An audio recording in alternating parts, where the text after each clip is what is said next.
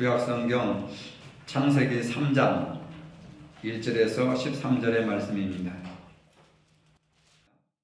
그런데 뱀은 여호와 하나님이 지으신 들짐승 중에 가장 간교하니라. 뱀이 여자에게 물어 이르되 하나님이 참으로 너에게 동산 모든 나무의 열매를 먹지 말라 하시더냐. 여자가 뱀에게 말하되 동산 나무의 열매를 우리가 먹을 수 있으나 동산 중앙에 있는 나무의 열매는 하나님의 말씀에 너희는 먹지도 말고 만지지도 말라 너희가 죽을까 하노라 하셨느니라. 뱀이 여자에게 이르되 너희가 결코 죽지 아니하리라. 너희가 그것을 먹는 날에는 너희 눈이 밝아져 하나님과 같이 되어 선악을 알 줄 하나님이 아심이니라. 여자가 그 나무를 본즉 먹음직도 하고 보암직도 하고 지럽게 할 만큼 탐스럽기도 한 나무인지라. 여자가 그 열매를 따먹고 자기와 함께 있는 남편에게도 주매 그도 먹은지라. 이에 그들의 눈이 밝아져 자기들이 벗은 줄을 알고 무화과 나무 잎을 엮어 치마로 삼았더라. 그들이 그날 바람이 불 때에 동산에 거니시는 여호와 하나님의 소리를 듣고 아담과 그의 아내가 여호와 하나님의 낯을 피하여 동산 나무 사이에 숨은지라. 여호와 하나님이 아담을 부르시며 그에게 이르시되 내가 어디 있느냐. 이르되 내가 동산에서 하나님의 소리를 듣고 내가 벗었으므로 두려워하여 숨었나이다. 이르시되 누가 너의 벗었음을 내게 알렸느냐. 내가 내게 먹지 말라 명한 그 나무 열매를 내가 먹었느냐. 아담이 이르되 하나님이 주셔서 나와 함께 있게 하신 여자 그가 그 나무 열매를 내게 주므로 내가 먹었나이다. 여호와 하나님이 여자에게 이르시되 내가 어찌하여 이렇게 하였느냐. 여자가 이르되 뱀이 나를 깨므로 내가 먹었나이다. 아멘. 하나님께서 에덴의 동산을 만드셨습니다. 동산 중앙에는 두 그루의 특별한 나무가 있었습니다. 하나는 생명나무이고 하나는 선악을 알게 하는 나무입니다. 나무는 예로부터 하늘과 땅을 이어주는 하나의 상징입니다. 에덴 동산의 중앙에 서 있는 이 두 나무는 하나님과 인간, 또 생명과 죽음, 선과 악을 하나로 만드는 성스러운 물건입니다. 생명나무는 영생의 열매를 맺습니다. 선악을 아는 나무는 우주의 모든 신비한 비밀을 푸는 지식이 담긴 지식의 열매입니다. 그래서 선악을 알게 하는 나무는 지식의 열매라고 합니다. 하나님은 인간을 동산의 정원자로 세우시고 언제든지 동산을 출입할 수 있게 하셨지만 다만 한 가지 조건이 있었습니다. 창세기 2장 16절 17절의 말씀에 보면 동산 각종 나무의 열매는 내가 마음대로 먹되 선악을 알게 하는 나무의 열매는 먹지 말라. 내가 먹는 날에는 반드시 죽으리라. 이렇게 말씀하셨습니다. 하나님은 선악을 알게 하는 나무의 열매만은 먹지 말라고 금지하셨습니다. 그래서 금단의 열매라고 합니다. 하지만 실제로 아담과 하와는 이 열매를 먹었지만 바로 죽지 않았습니다. 창세기 5장으로 넘어가 보니까 4절 5절에 아담은 셋을 낳은 후 800년을 지내며 자녀를 낳았으며 930세를 살고 죽었더라 했습니다. 선악과가 무슨 불로장생을 가져다주는 불로초처럼 그것을 먹고도 죽지 않고 오래오래 살았다는 이야기입니다. 많은 사람들이 이 본문을 읽으면서 생각합니다. 전지전능하신 하나님이라면 인간이 불순종할 것이라는 사실을 알고 있었을 텐데 왜 그 나무를 심어놓고 먹지 말라고 하셨을까? 선악과를 따먹을 줄을 몰랐을까? 먹을 줄 알았다면 알면서도 왜 만들어놨을까? 도대체 하나님의 의도는 무엇일까? 선악과에 대해서 우리도 할 말이 많이 있습니다. 살인한 것도 아닌데 달랑 과일 하나 따먹은 것으로 하나님이 화를 내시고 낙원에서 쫓아내신 게 너무 심한 것이 아니냐 하는 생각을 할 수가 있습니다. 그렇게도 귀한 것이라면 천군 천사들을 보내서 지키시든지 가장자리에 숨겨놓으시든지 할 것이지 교통신호등처럼 왜 중앙에다 세워놓고 먹지 말라고 하셨는가? 타락의 죽음이 하나님에게도 책임이 있지 않나 하는 그런 생각들을 얼마든지 할 수가 있습니다. 어떻게든지 먹지 말라고 했으면 인간이 따먹지 못하도록 높은 나무를 높게 자라게 해가지고 전신주보다 더 높게 해서 손이 닿지 않도록 그 나무에 올라가지 못하도록 하나님이 막으셔야 옳은 것이 아닌가, 그 책임을 하나님께 두려워하는 생각도 갖게 됩니다. 인간의 심리는 오묘해서 선악과를 따먹으면 반드시 죽는다는 엄중한 경고가 있음에도 불구하고 결국 선악과를 따먹었습니다. 몰래 먹는 사과가 더 맛있다는 말처럼 하지 말라고 하면 더 하고 싶은 게 인간의 마음입니다. 불나방과 같은 인간의 속성입니다. 불 속에 들어가면 타 죽는 줄 알면서도 그 불빛이 너무 좋아서 결국 타 죽고 마는 것이 인간의 모습입니다. 이처럼 하나님의 경고의 말씀에 눈멀고 귀먹게 하는 게 있는데 바로 그것이 뱀이라고 하는 존재입니다. 뱀은 하나님이 만드신 모든 동물들과는 달리 본문 1절에 보니까 뱀은 여호와 하나님이 지으신 들짐승 중에 가장 간교하더라. 이 간교하다고 하는 말은 알 수 없도록 똑똑하다라고 하는 말입니다. 영특하다고 하는 말입니다. 지혜가 충만하다고 하는 말입니다. 뱀의 특징은 거주하는 장소가 정해져 있지 않다는 점입니다. 나무 위에서 살기도 하고 지상에 내려와서 살기도 하고 굴 속에서도 살기도 하고 물 속에서도 살기도 합니다. 고대 근동에서 뱀은 영생과 풍요의 상징이었습니다. 예수님께서도 뱀처럼 지혜로워야 한다고 말씀하셨습니다. 에덴 동산에서 뱀은 모든 선악을 알게 하는 나무에 거주하면서 하와를 유혹했습니다. 뱀은 만일 내가 선악을 알게 하는 나무의 열매를 먹는다면 너는 모든 것을 알게 되는 하나님같이 되리라. 뱀의 말을 들은 아담과 하와는 에덴 동산에서 먹음직스럽고 지혜롭게 만들어줄 그 열매를 먹어버렸습니다. 갈등도 고민도 하지 않았습니다. 서로 의논하지 않았습니다. 그냥 단숨에 먹어버렸습니다. 보기에도 아름답고 먹음직도 하고 저걸 먹으면 내가 아름답게, 저걸 먹으면 내가 지혜롭게 되니까 눈이 밝아져서 하나님처럼 된다 하니까 인간이 신처럼 되고 싶어서 그냥 그것을 단숨에 먹어버렸습니다. 그리고 그 열매를 먹은 그들은 오랜 잠에서 깨어났습니다. 이들의 눈이 열렸으며 자신들이 벌거벗었다는 사실을 처음으로 알게 되었습니다. 지식의 나무, 이 열매를 먹으니까 아담과 하와에게 지식이 들어가서 눈이 열려졌습니다. 전에는 벌거벗었으나 부끄러움을 모르고 살았는데 열매를 먹고 나니까 부끄러운 줄을 알게 되었습니다. 그들은 자신들의 모습을 깨닫게 되었습니다. 인간의 지식은 자기가 누구인지 아는 데서부터 시작되는 겁니다. 철학의 아버지 소크라테스는 너 자신을 알라고 했습니다. 지식은 자신을 아는 데서부터 출발합니다. 신앙도 마찬가지입니다. 내가 누구인지, 어떤 상태에 있는지, 내가 죄인인지 그것을 아는 순간부터 하나님의 은혜를 알게 되는 겁니다. 근데 많은 사람들이 죄인임에도 불구하고 자기가 죄인이 아닌 것을 알고 있습니다. 자기는 죄인이 아니라고 생각합니다. 지식은 자신을 아는 데서부터 출발합니다. 아담과 하와도 자신이 누구이며 어떤 상태인지를 깨달았습니다. 한 사람은 성인 남자이고 한 사람은 성인 여자라는 것을 알게 되었습니다. 그리고 자기들은 서로 부부라는 것을 알게 되었습니다. 성인 남녀라는 사실을 깨닫고 부끄러워서 인류 최초로 나뭇잎을 엮어서 옷을 해 입었습니다. 옷을 만드는 행위는 인류 문명의 시작을 상징합니다. 우리 인간의 문명은 하나님을 반역하는 데서부터 시작되었습니다.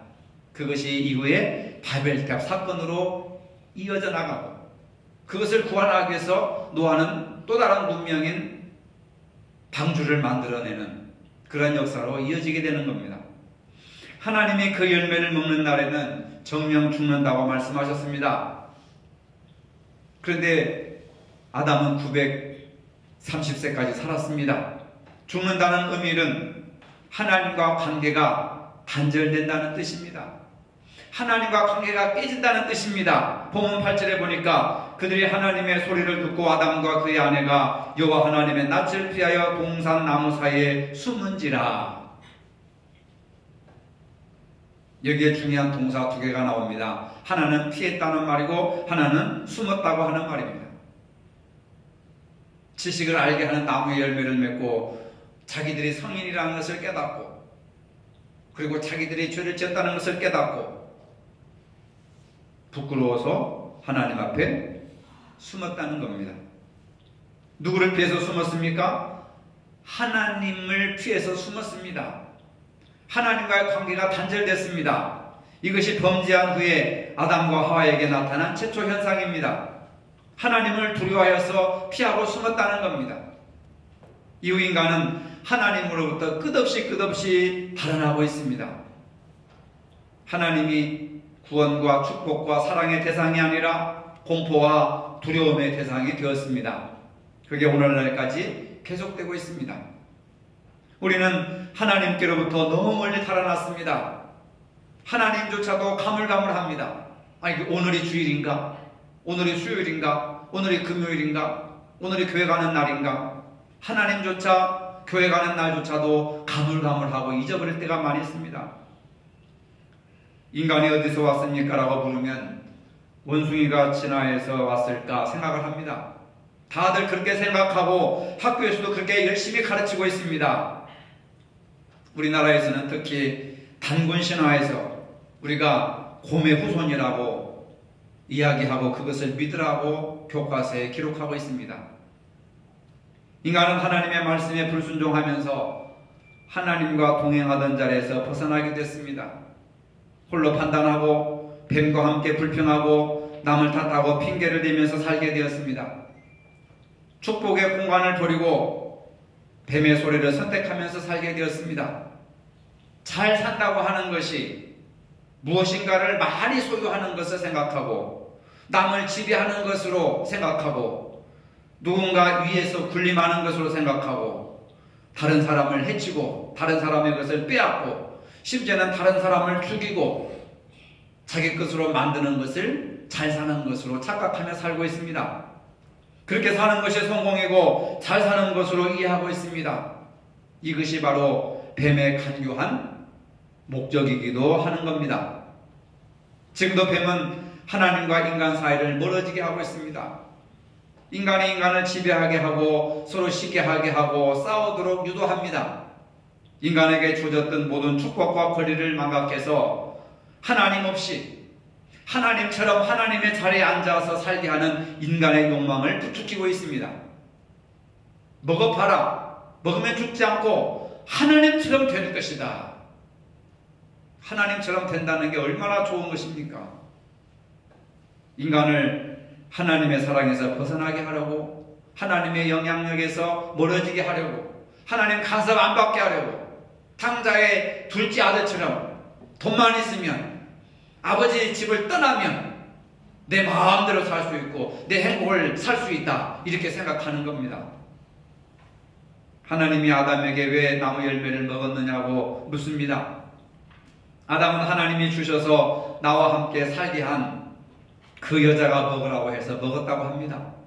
그러니까 책임은 내게 있지 않고 여자에게 있다는 말입니다. 그 여자를 내게 준 하나님에게도 책임이 있지 않습니까? 여자를 하나님이 주시지 않았다면 여자가 나를 유혹하지 않았을 것이고 내가 그것을 먹지 않았을 건데 하나님에게도 책임이 있다 하는 그런 내용입니다. 여자는 뱀이 줘서 먹었다고 합니다. 자기는 책임이 없다는 거죠. 이것으로 인해서 이웃과의 관계, 자연과의 관계가 다 단절되어 버렸습니다. 그래서 땅은 엉겅퀴를 내고 가시덤불을 내고 인간은 수고해야 되고 노동해야 되고 해산을 해야 되는, 그러면서 그 에덴에서 추방당하는 신락원이 되어버렸다는 것을 알 수 있습니다. 인간의 고통은 갈수록 심해지고 있습니다. 에덴 동산에서 추방당한 인간의 모습은 여러분 어떻게 됐습니까? 형이 동생을 살인하는 그런 끔찍한 인류의 최초의 살인 사건이 아담과 하와가 살아있을 때 비극을 맛보게 되는 겁니다. 처음에 아담이 하와를 봤을 때 이는 내 살 중에 살이요 뼈 중에 뼈라. 아담은 사랑하는 사랑의 시인이었습니다. 아주 멋진 시인이었습니다. 하와를 보고 내 살 중에 살이요 내 뼈 중에 뼈라. 그랬던 아담이 범죄하고 나니까 살 중에 살, 뼈 중에 뼈가 아니라 그 여자, 자기와는 전혀 상관이 없는 제3인칭으로 그 여자가 나에게 먹을 것을 줬다. 그 여자. 범죄하고 나니까 사랑의 이런 모습들이 사라지게 되는 겁니다. 서로 내 탓이라고 공방을 합니다. 이 두 사람 사이에 심각한 파국이 왔습니다. 바로 죄가 관계를 파괴합니다. 아담의 두 아들인 가인과 아벨 결국 살인 사건으로 이어지게 됩니다. 죄가 가져다 준 인간관계의 타락입니다. 에덴 동산에서는 이렇게 선악을 알게 하는 나무와 달리 또 한 그루의 나무가 있었습니다. 마음대로 먹어도 좋은 생명나무입니다. 인간에게 생명을 주는 생명나무입니다. 창세기 2장 9절에 보니까 동산 가운데는 생명나무와 선악을 알게 하는 나무도 있더라. 생명나무의 열매를 먹으면 영생할 수 있습니다. 죽지 않습니다. 하나님과 멀어지지 않습니다. 생명나무란 곧 생명을 주는 나무입니다. 이 나무의 과실을 먹으면 내 안에 생명이 살아있습니다. 이 생명나무는 에덴 동산의 한복판에 있었고 아담에게 주는 복을 주는 나무였습니다. 선악과를 먹은 후에 이 생명나무는 사라졌다가 예수 그리스도로 말미암아 요한계시록 2장 7절에 다시 등장합니다. 귀 있는 자는 성령이 교회들에게 하시는 말씀을 들을지어다. 이기는 그에게는 내가 하나님의 낙원에 있는 생명나무의 과실을 주어 먹게 하리라. 이 생명나무의 과실을 하나님의 아들을 통해서 먹는 자, 예수 그리스도를 통해서 먹는 자에게 하나님의 생명이 살아난다는 것을 믿으시길 바랍니다. 생명이 있는 곳에 빛이 임하게 됩니다. 어둠이 물러가고 빛이 임하여서 죽음이 물러가고 생명이 임하는 겁니다. 이것이 바로 생명나무의 열매라고 하는 겁니다. 빛이 있는 곳에는 사랑이 역사합니다. 생명나무의 과실을 먹으면 미움과 분노와 갈등이 모두 사라지게 되고 내 안에 사랑과 용서가 꽃피게 된다는 사실입니다. 고린도전서 13장에 나타나는 사랑의 열매를 맺습니다. 사랑이 있는 곳에 말씀이 있습니다. 말씀이 있는 곳에 성령의 9가지 열매를 맺습니다. 사랑과 성령의 열매를 주는 것이 생명나무입니다. 예수를 믿어서 예수 안에서 승리하는 자에게 감추어진 생명나무의 과실을 준다고 하셨습니다. 아담과 하와가 범죄한 이후에 에덴 중앙에 있던 이 생명나무가 하나님께서 감추어 놓으셨습니다. 그래서 인간이 그걸 못 보게 했습니다. 그러고 나서 요한계시록에 와서 예수 그리스도 안에서 이 생명나무를 보여주시고 예수 그리스도 통해서 그 생명나무를 보게 하시고 생명나무를 먹게 해주시겠다고 말씀하셨습니다. 에덴 동산이란 말은 기쁨이라고 하는 뜻입니다. 에덴 동산은 기쁨의 동산입니다. 만약 여러분들의 가정에 기쁨이 있다면 그 여러분들의 가정에 에덴 동산이 됩니다. 만약 우리의 교회에 신앙생활하면서 여러분들 마음속에 기쁨이 있다면 이 교회가 에덴 동산입니다. 그러나 교회가 아무리 크고 집이 크고 돈을 많이 벌어도 싸우는 집이라면 그곳은 지옥입니다. 부부싸움을 하면 서로의 마음속에 지옥이 나타납니다. 교회나 가정이나 사회나 직장이나 마찬가지입니다. 오늘 여러분들의 마음이 에덴 동산이 되시기를 바랍니다. 여러분 가정이 기쁨이 충만한 에덴 동산이 되시기를 바랍니다. 오늘도 우리는 생명나무의 열매를 먹기 위해서 교회에 나와서 예배를 드립니다. 하지만 세상에는 생명나무의 열매보다는 선악을 알게 하는 나무의 열매를 먹는 사람들이 많이 있습니다. 그 열매를 먹는 사람들은 매일 나는 선하고 너는 악하고 나는 잘했고 너는 못했다고 판단합니다. 정죄합니다. 계속해서 그렇게 비판하고 따지면 분쟁이 일어나고 죽음이 옵니다. 부부끼리 매일 따지다 보면 싸움이 발생하고 결국은 파탄을 가져오게 됩니다. 아무것도 아닌 것 같지만, 열매 하나인 것 같지만 그 이후에 엄청난 비극이 나타난다고 하는 사실입니다. 나라와 나라가, 민족과 민족이 싸웁니다. 가치관이 다르기 때문에 그렇습니다. 내일 모레가 6.25 동란 발생 69주년인데 똑같은 조선민족이고 한민족인데 왜 그렇게 다 싸웁니까? 이념이 다르는 거예요. 가치관이 다르기 때문에. 우리는 자유민주주의를 추종하고 북한은 공산주의를 추종하고 서로 자기들의 사상을 전파하기 위해서 전쟁을 하고 싸우고 하지 않습니까? 생김새로 싸우는 것이 아닙니다. 생각의 차이로 싸우는 겁니다. 마귀가 심어준, 뱀이 심어준 가치관이 다르다고 하는 겁니다. 자기들 지식으로 세상을 정복하겠다는 거, 내 지식으로 세상을 살겠다고 하는, 선악을 알게 하는 나무는 지식을 알게 하는 나무라는 사실입니다. 가치관이 다르기 때문에, 생각이 다르기 때문에 싸우는 거죠. 부부 간의 싸움도, 부자 간의 싸움도, 성도 간의 싸움도 생각이 다르기 때문에 그렇습니다. 학교에서는 온통 이런 선악과를 가르칩니다. 이 선악과를 먹고 있는 정치, 역사, 교육은 희망이 없습니다. 서로가 적이 됩니다. 이 세상은 죽음의 전쟁터가 되어가고 있습니다. 온통 선악을 알게 하는 나무의 열매를 먹은 사람들이 정치하고 경제하고 뭘 하니까 온통 이 세상은 아비규환이 되어버리고 맙니다. 죄를 짓고 싶은 사람은 아무도 없겠지만 지은 죄를 해결할 방법을 찾지 못하고 있습니다. 이것이 문제입니다. 잘못한 것을 지적할 수 있지만 해결할 방법이 없습니다. 율법은 죄를 지적하지만 해결할 수 없습니다. 충고한다고, 지적한다고, 비판한다고 사람이 변하지 않습니다. 사랑하고 용서해 주어야 사람이 변화가 됩니다. 이것이 바로 생명나무의 비밀이라고 하는 사실입니다. 생명나무의 과실을 먹으면 모두 변합니다. 예수님처럼 변합니다. 사랑할 수 있습니다. 섬길 수 있습니다. 충성할 수 있습니다. 여러분. 믿으시면 아멘 하시길 바랍니다. 정의를 부르짖는다고 정의가 실현되지 않습니다. 지난 2010년에 우리 한국 사회에 마이클 샌델이라고 하는 이 하버드 대학 교수가 정의란 무엇인가 라고 하는 책을 펴냈는데 우리나라에서 130만 부가 팔렸습니다. 130만 명이나 되는 사람들이 이 책을 읽었습니다. 엄청난 바람을 일으켰습니다. 130만 명이라고 하는 사람들이 이 책을 읽었는데 과연 한국 사회가 정의로워졌습니까? 저도 지난 학기에 신학대학원에서 석사과정 학생들에게 이 책을 교재로 한 학기 동안 강의를 했습니다.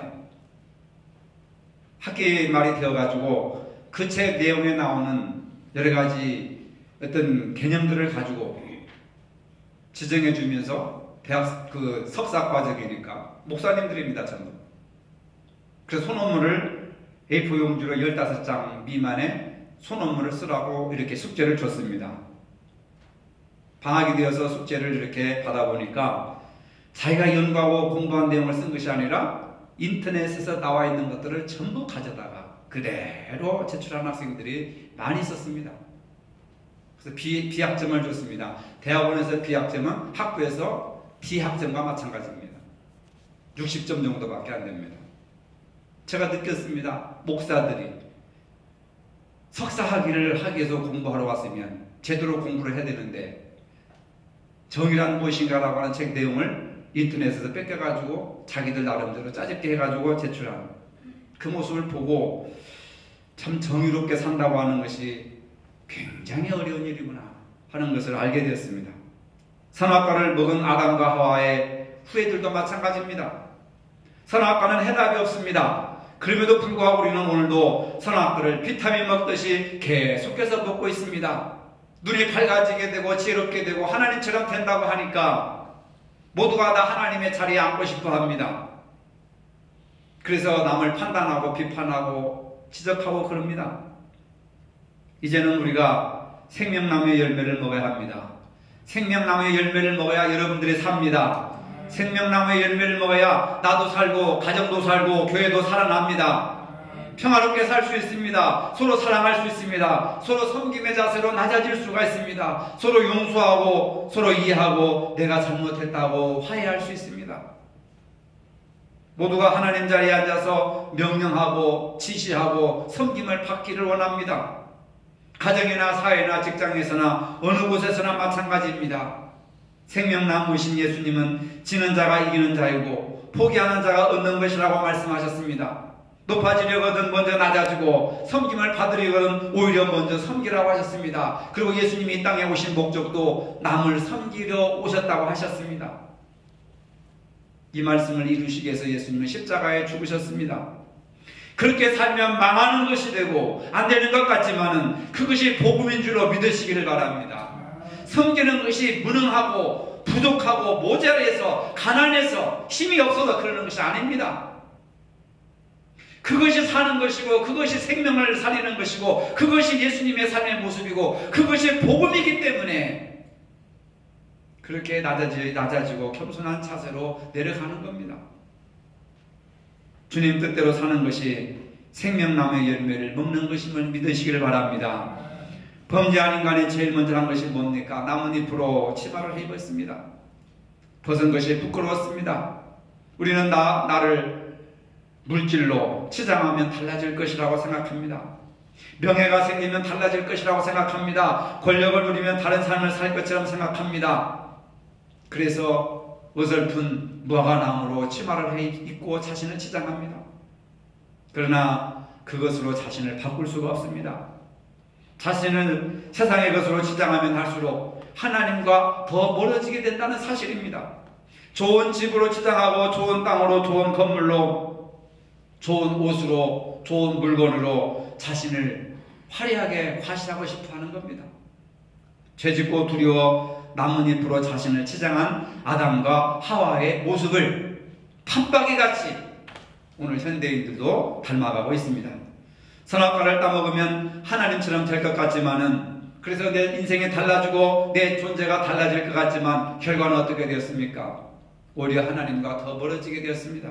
수치를 느끼게 되었습니다. 세상의 그 어떤 것으로도 하나님을 대신할 수가 없고 하나님처럼 될 수가 없습니다. 세상은 존재보다 소유에 힘쓰라고 합니다. 내가 지금 가지고 있는 것보다 가지지 못한 것, 나에게는 없지만 남에게 있는 것을 부러워하게 만듭니다. 그것을 갖기 위해서 살인을 하고 그것을 갖기 위해서 사기를 치고 더 많이 더 빨리 갖고 싶어서 외주고 추구하느라 시간과 물질을 허비하고 하나님 앞에 나오는 시간도 잊어버리고 신앙도 잃어버리고 결국 물질의 종, 권력의 종, 명예의 종, 세상의 종, 사탄의 종이 되어버린 현대인들의 모습을 볼 수가 있습니다. 불면증에 제일 많이 시달리는 사람들, OECD 국가에서 이혼율이 제일 높은 나라, 자살률이 제일 높은 나라, 그 자랑스러운 대한민국입니다. 죄를 지으면 바로 찾아가 용서를 빌어야 합니다. 그럼 빨리 용서받고 그 해결도 빠르게 해결됩니다. 하나님께서 내가 어디 있느냐고 부를 때에 하나님 저를 도와주세요. 제가 여기 있습니다. 제가 죄를 지었습니다. 라고 이렇게 고백을 해야 됩니다. 에덴 동산에 두 나무가 있었듯이 오늘 우리 앞에도 선택해야 할 두 나무가 있습니다. 생명을 알게 하는 열매를 먹을 것인지 선악을 알게 하는 열매를 먹을 것인지 선택해야 됩니다. 우리는 예수님 안에 생명의 양식을 먹어야 합니다. 생명수를 마셔야 합니다. 나도 살고 남도 살릴 수 있는 유일한 방법은 생명나무이신 예수님밖에 없습니다. 나는 길이요 진리요 생명이니 나를 믿는 자는 오직 하나님으로 가는 길은 나밖에 없다. 나 외에는 하나님께 가는 자가 없다. 이렇게 말씀하셨습니다. 길이요 진리요 생명이니 그 길을 따라가야 되고 그 진리를 따라가야 되고 그것이 생명의 길이고 하나님 나라에 이르는 길이고 천국에 이르는 길인 줄로 믿으시길 바랍니다. 우리 생활에서 다시 기쁨의 동산인 에덴을 회복하시기를 주님의 이름으로 축복합니다. 우리 가정과 마음과 교회가 에덴 동산처럼 기쁨에 늘 충만해야 되는데 오늘 우리 환경에는 기쁨보다 염려와 걱정과 고통이 너무나도 많이 있습니다. 이제 우리 앞에 놓여있는 생명 남으신 예수 그리스도의 생명의 물을 마시고 생명의 양식을 먹음으로 영생을 누릴 수 있는 저희들이 되게 하여 주시옵소서. 우리 마음과 가정과 교회와 직장이 에덴 동산처럼 기쁨에 충만한 그러한 장소가 되게 하여 주시옵소서. 예수님의 이름으로 기도합니다. 아멘. 이제는 우리 주 예수 그리스도의 은혜와 하나님 아버지의 무한하신 사랑과 성령의 교통하심이 생명나무의 열매를 먹고 영생하기를 하는 모든 성도들 머리 위에 이제로부터 영원토록 함께 하시기를 축원하옵나이다. 아멘.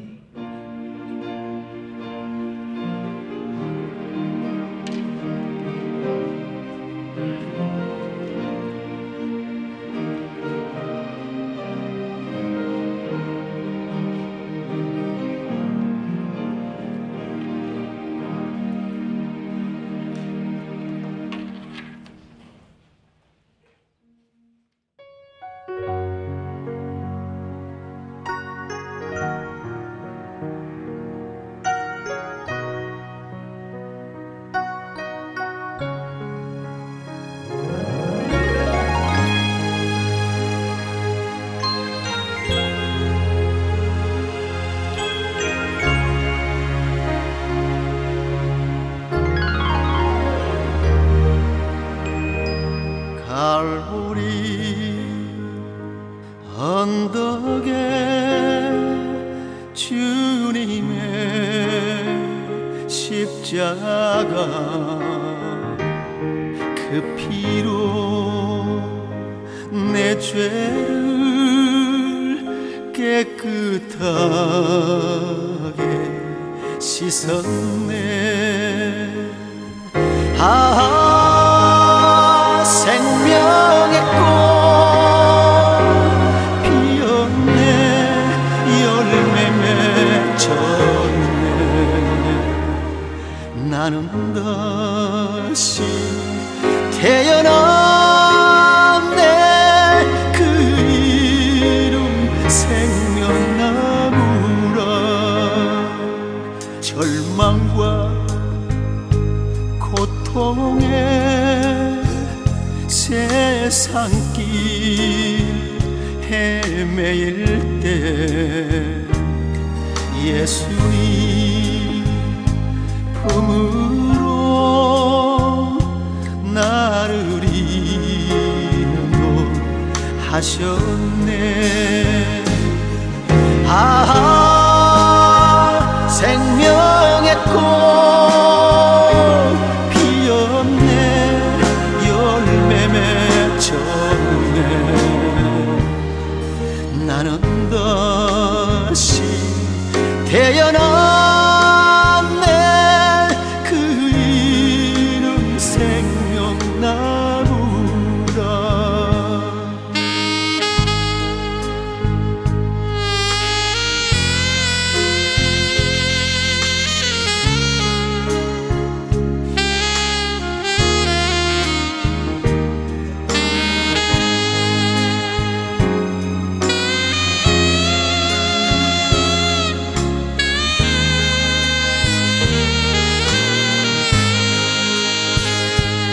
지나온 인생길 부끄러운 뿐이지만 주님의 은혜로 감사만이 넘치